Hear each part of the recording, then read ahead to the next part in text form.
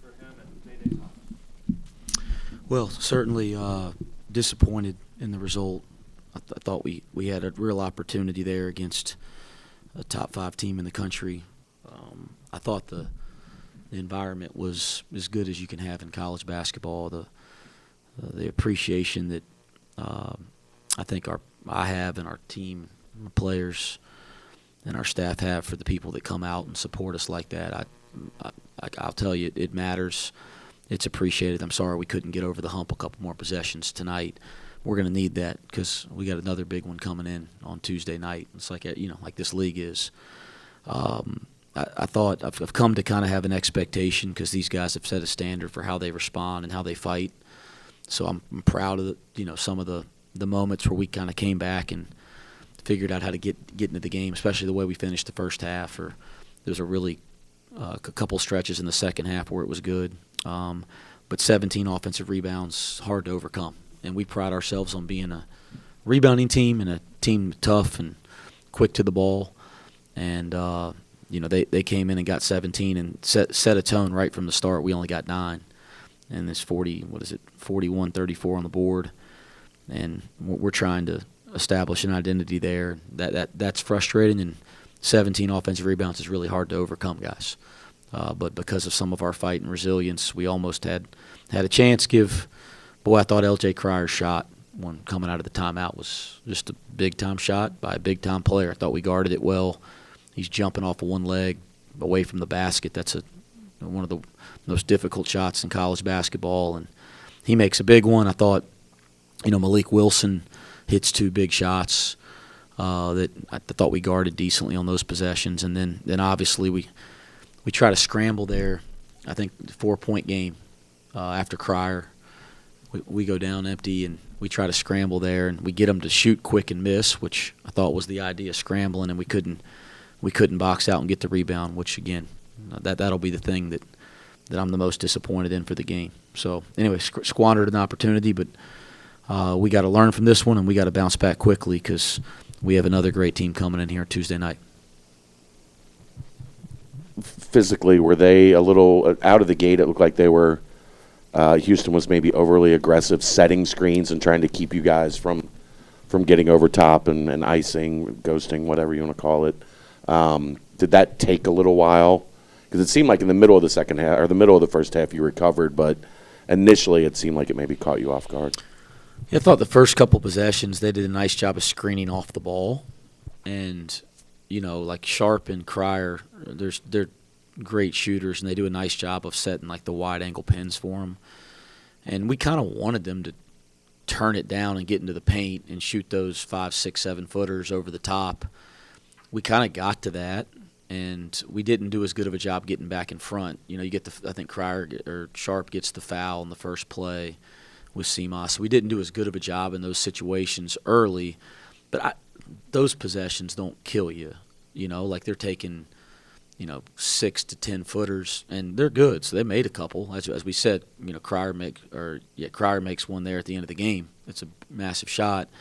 They don't kill you. It's when they miss, and we did get them to miss a lot early. I don't think they were shooting a great percentage to start the game. When they miss and you don't come up with the ball, that kills you. And I thought that hurt us a lot more than maybe some of the action early, because again, with a little bit of a mistake getting back in front, maybe some silly fouls. It was the defensive rebounding that killed us.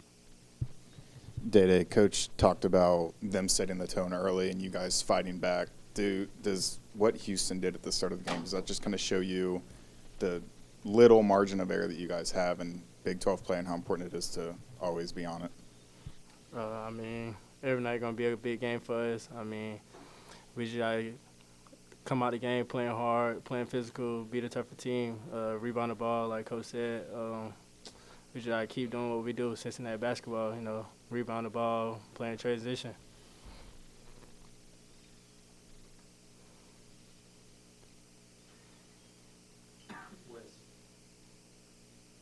Sure. Wes, Keith Jenkins from the AP. I haven't seen you in a while.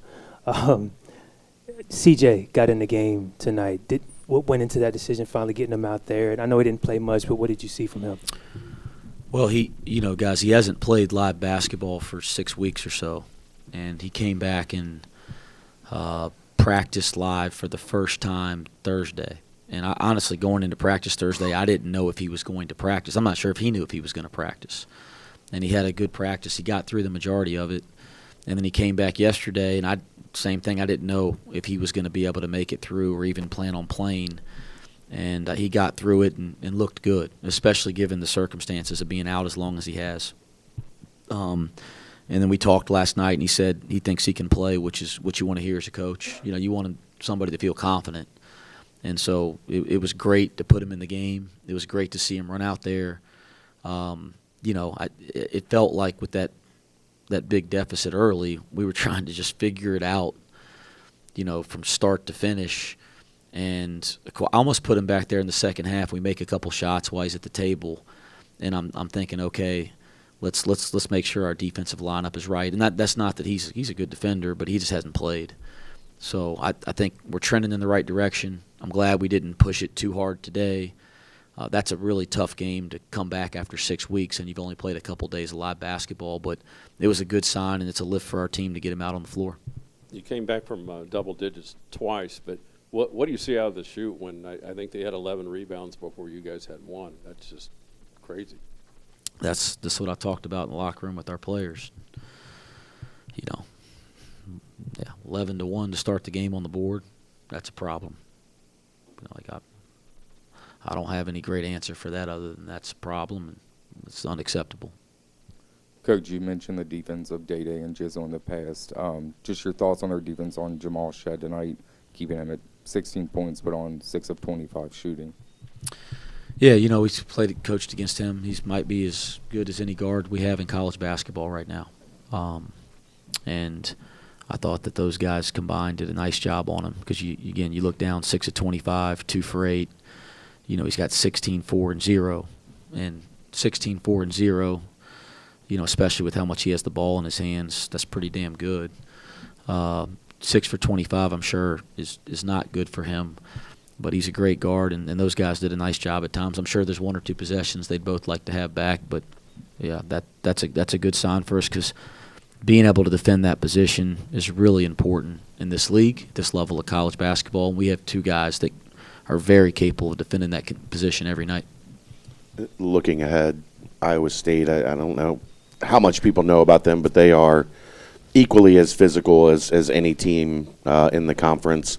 Is that a challenge, having Houston and Iowa State kind of back-to-back, knowing, you know, both of them are similar style? I mean, this league's a night-in, night-out challenge for all of us. You know, there's nowhere to run and hide in this league. Every night it's going to be something. You know, I think it's we're going to have to – I told the guys in the locker room, like, I'm disappointed. They're disappointed. We're right there. It's a major opportunity, but we can be pissed off. That's fine because I'm pissed off. But we better not have the hangover effect because what we have coming in here Tuesday night.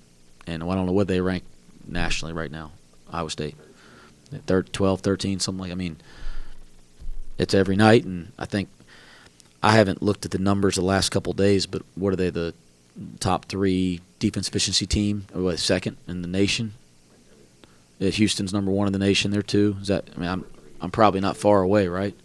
So, yeah, we better get our minds around what we have to do to prepare. And this team's tough and they're capable. And again, another opportunity Tuesday night. We're going to need Fifth Third to be electric again because we got to try to respond to some of the things that we didn't do well tonight.